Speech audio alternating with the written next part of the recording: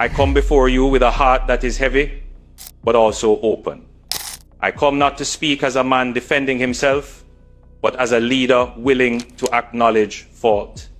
And I come not to diminish my office. Something unexpected just broke the script of global diplomacy. A $600 million offer, wrapped in apology, sealed in ceremony, landed on Captain Ibrahim Traoré's desk. He didn't even flinch. He sent it back. That decision changed everything. Because this wasn't about money. It was about a principle the world keeps trying to price: dignity. And when Traoré refused Jamaica's apology fund, he didn't just embarrass the government. He exposed a global habit: buying forgiveness instead of fixing corruption. But what did Jamaica really offer? And why did Traoré see it as a trap disguised as generosity? Let's find out.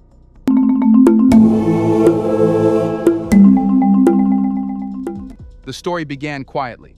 Too quietly for something this big. A reconciliation fund, they called it. $600 million, an apology with a price tag. It was supposed to be the handshake that joined the Caribbean and Africa in a moment of redemption. But when the message reached Ouagadougou, the tone of the silence changed. Captain Ibrahim Traoré read the document, placed it back on the table, and asked one question that no aide could answer. Where's the justice in this? Within hours, his refusal turned what was meant to be a diplomatic ceremony into a global storm. For Jamaica, the fund had been months in the making, framed as both compensation and partnership, crafted to present Prime Minister Andrew Holness as a reformer who could face history with humility. The press releases were ready, the talking points rehearsed. $600 million for reconciliation, opportunity, and progress. But what the cameras never captured was the fine print. The offer came with timelines, reporting conditions, and, according to insiders, a quiet expectation that Burkina Faso would publicly endorse Jamaica's model for restorative diplomacy. To Traoré, that was the first red flag. The second was the silence around where the money would really go. Would it reach schools and hospitals, or circle back through the same ministries accused of graft? For a man who has built his reputation on transparency and national self-reliance, the optics were clear. This wasn't a partnership, it was a purchase. He had seen this pattern before: deals dressed as gifts, investments disguised as apologies. The global stage had perfected that act: powerful nations or corporations making payments to cleanse conscience while keeping the power structure intact. To Traoré, the $600 million was a mirror of that behavior, now replicated between two developing nations.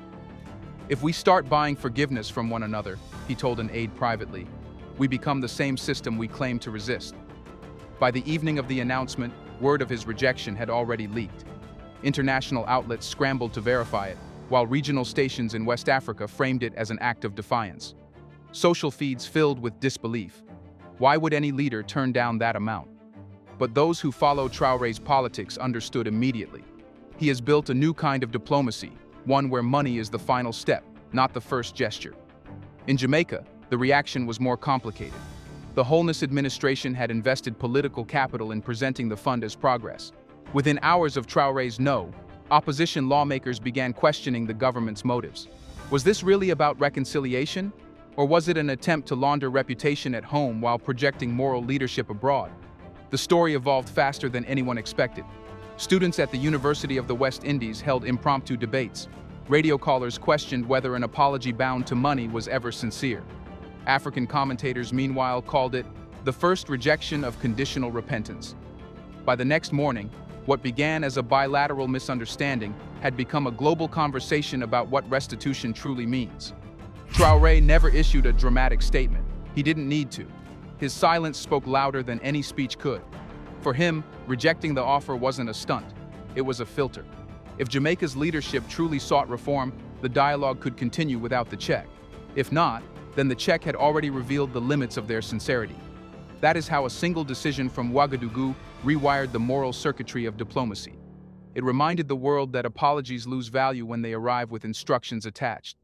Yet this moment also left a lingering question, one that now hangs over both governments like a shadow. If the money wasn't the real issue, what was Traoré really rejecting?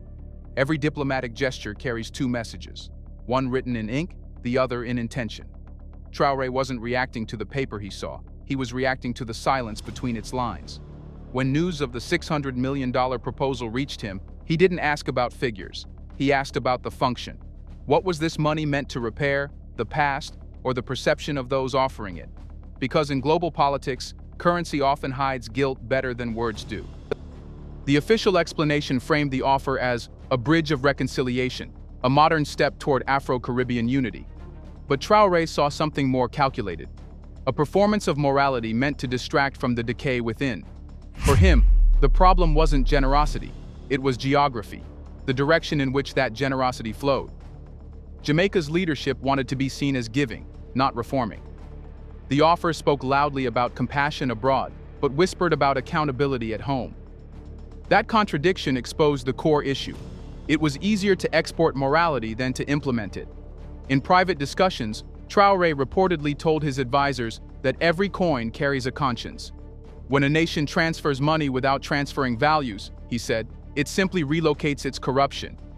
His words weren't an accusation, they were a diagnosis. Because the issue wasn't Jamaica's wealth or Burkina Faso's pride. It was the global habit of mistaking transactions for transformation. From an analytical standpoint, his stance was precise. Traoré understood that symbolic payouts create dependency narratives. They shape global opinion.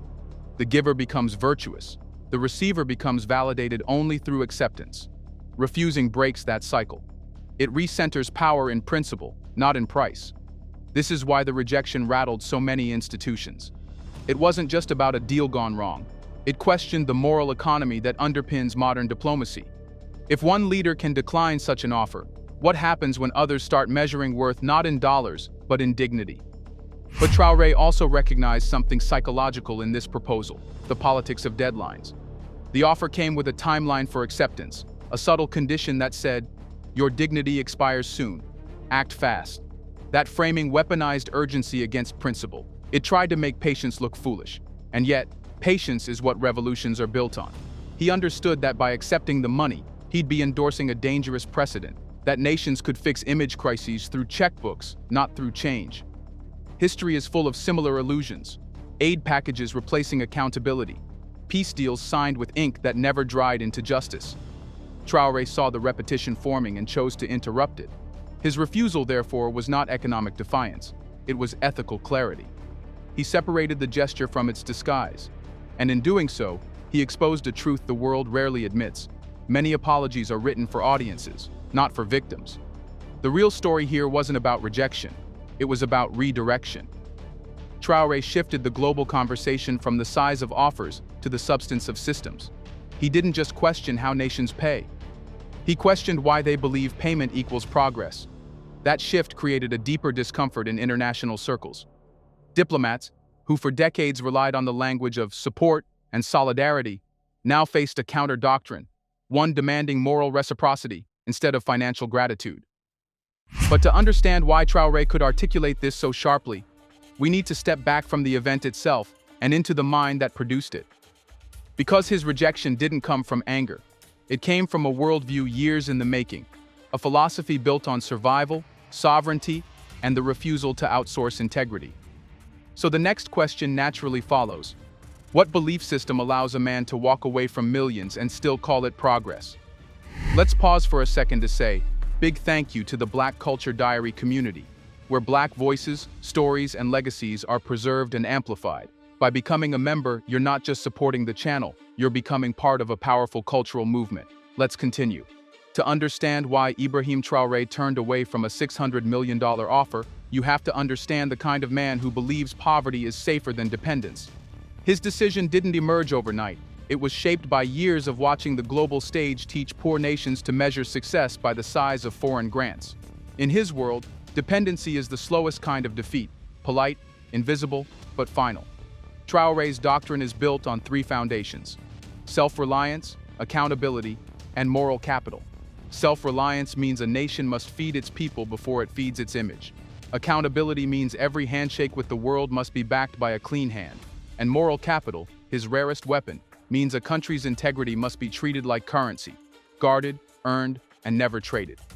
He often reminds his ministers that a nation loses twice when it sells dignity for development. First, it becomes indebted. Then, it becomes irrelevant.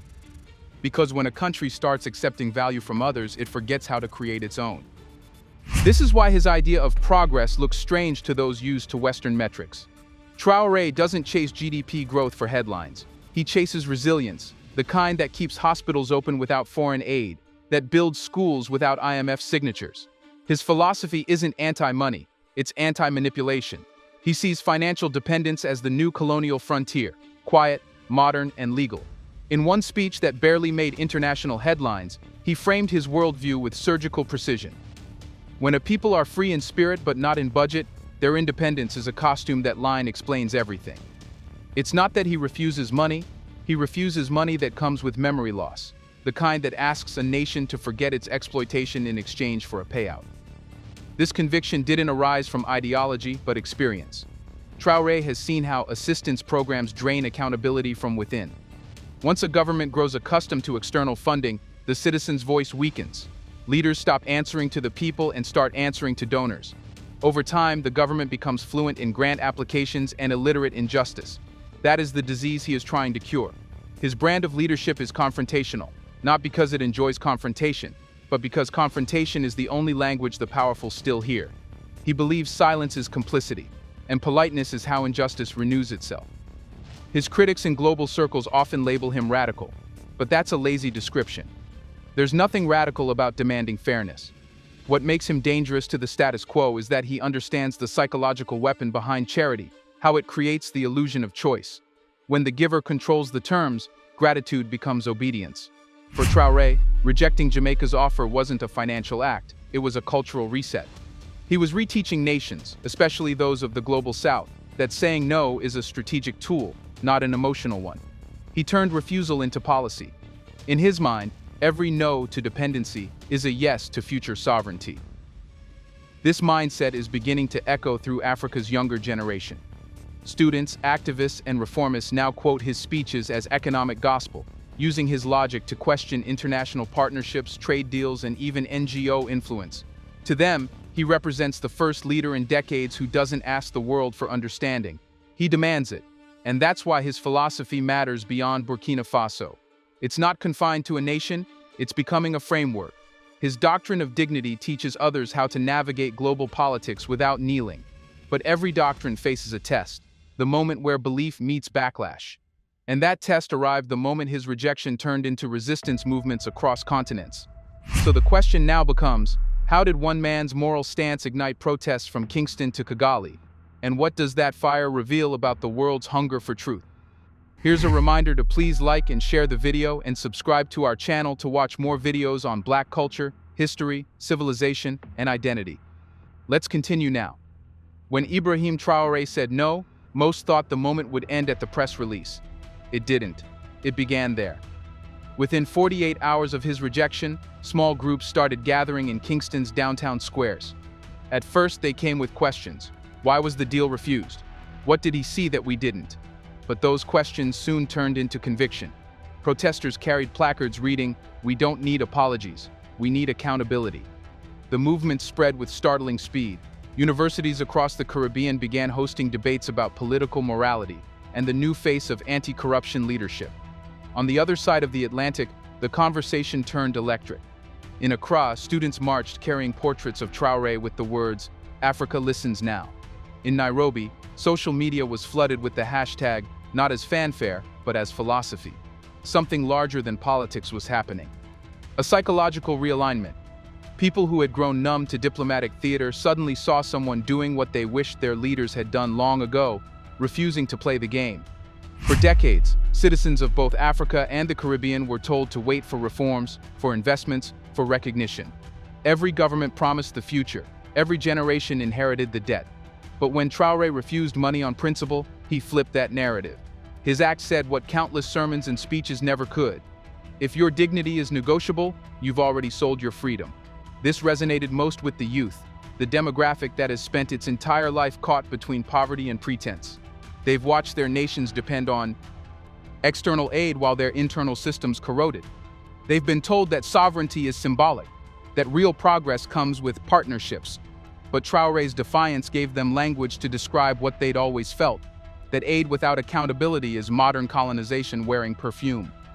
By the third week, what began as protests had matured into coordinated networks of civic activism. Pan-African organizations began planning policy roundtables on financial independence and anti-corruption mechanisms. In Jamaica, a coalition of young economists proposed a citizen audit to track how international funds were used, a direct echo of Traoré's philosophy that leadership must answer to its people, not its paymasters. Even diaspora communities in London and Paris joined in. Marches erupted outside embassies with signs that read, "Dignity has no deadline." What the world was witnessing was not a rally in defense of one man. It was the rebirth of shared integrity between continents separated by oceans but united by the same exhaustion. This reaction unsettled more than a few capitals. Western analysts began writing think pieces warning that Traoré's ideology could destabilize global development models. Translation: it threatened dependency as a business. Because if more nations began rejecting conditional offers, entire industries, aid consultancies, financial advisory firms, and foreign lending bureaucracies would lose their leverage. That's when the tone of coverage changed. The Western press began portraying the protests as emotional rather than intellectual, as if conscience couldn't be strategic. But that only fueled more anger. The youth no longer needed permission to interpret their own reality. For them, Traoré wasn't a savior, he was a signal. His refusal became shorthand for rebellion with reason. A rebellion that didn't burn buildings, but burned illusions.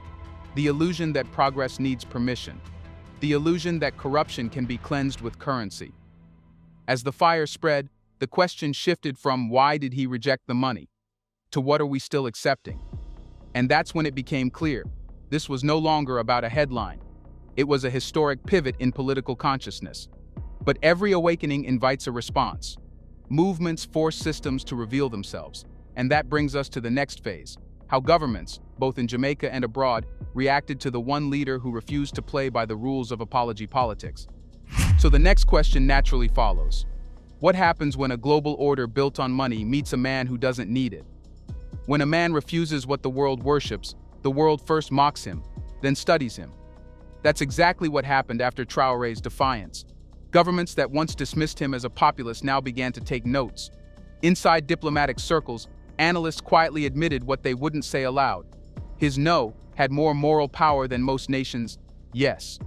Because in a global system addicted to transactions, abstinence looks revolutionary.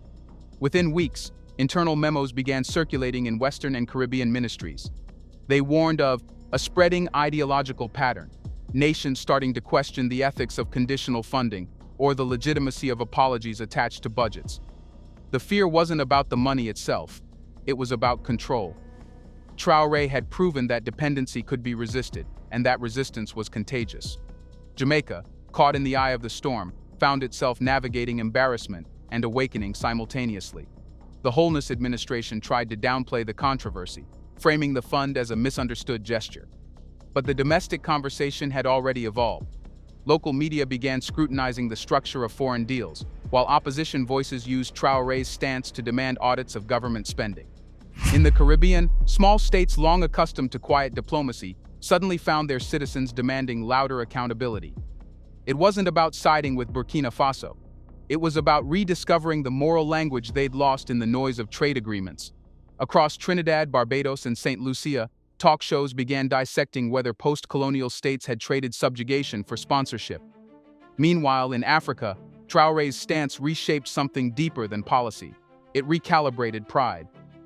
His doctrine of accountable sovereignty began circulating through regional conferences. In Addis Ababa, an African Union delegate remarked that Burkina Faso had restored the grammar of equality, that rare tone where an African nation speaks not as a subordinate, but as a sovereign peer. But not everyone was applauding. Some Western diplomats warned that Traoré's rhetoric could isolate Burkina Faso from international investment. Yet those same critics quietly acknowledged that the nation's internal stability had strengthened since his rise. The people trusted his voice because it didn't tremble before money. That trust, not capital, became his political currency. Economists began calling this the Traoré paradox, the idea that moral independence can generate economic confidence. Investors, ironically, respond better to nations that stand firm than to those that bow easily. In refusing funds, he signaled reliability. In demanding integrity, he drew respect. Over time, the narrative shifted again, from rebellion to blueprint. Burkina Faso's model started appearing in policy discussions, state-controlled mining ventures, transparent contracts, and a rejection of backdoor diplomacy. Even nations outside Africa began referencing the Ouagadougou principle, the belief that reconciliation without reform is regression. What's fascinating is how quiet the powerful became. No sanctions, no threats, just silence. Because how do you punish a leader for refusing your gift? The usual tools of coercion, debt, delay, and diplomatic pressure lose their grip when the target wants nothing from you. That's the genius of Traoré's defiance. He turned disinterest into immunity. The moment he stepped outside the marketplace of global dependency, the price of influence collapsed. Yet even he knows this victory is fragile. The world's systems are old, and their reflexes are strong. They will adapt, repackage, and reoffer the same traps in new words. But the difference now is awareness, a collective realization that the world's poorest nations aren't helpless. They've just been conditioned to believe they are. That is Traoré's true legacy, not defiance for defiance's sake, but the restoration of clarity, a reminder that diplomacy doesn't begin with generosity, it begins with honesty. So when people look back on the day he rejected $600 million, they won't remember it as a scandal. They'll remember it as a recalibration, the moment the Global South stopped negotiating for dignity and started defining it. And perhaps, years from now, when another leader faces another offer dressed as an apology, they'll remember that a man from Burkina Faso once proved a nation's worth by refusing a check. Because in that single act, Ibrahim Traoré didn't just rewrite diplomacy. He made the world ask itself a question it had avoided for too long. If money can't buy freedom, why do we keep selling it? If justice can be bought, was it ever justice at all? Let us know in the comments section. Would you take $600 million if it meant your nation's dignity was up for sale? Do you want to watch more videos like this one? If so, subscribe to our channel and press the bell icon next to it. We have decided to bring videos on something nobody talks about: the Black culture, civilization, history, and evidence about how glorious Blacks have been. Thanks for watching, and until the next video, stay tuned.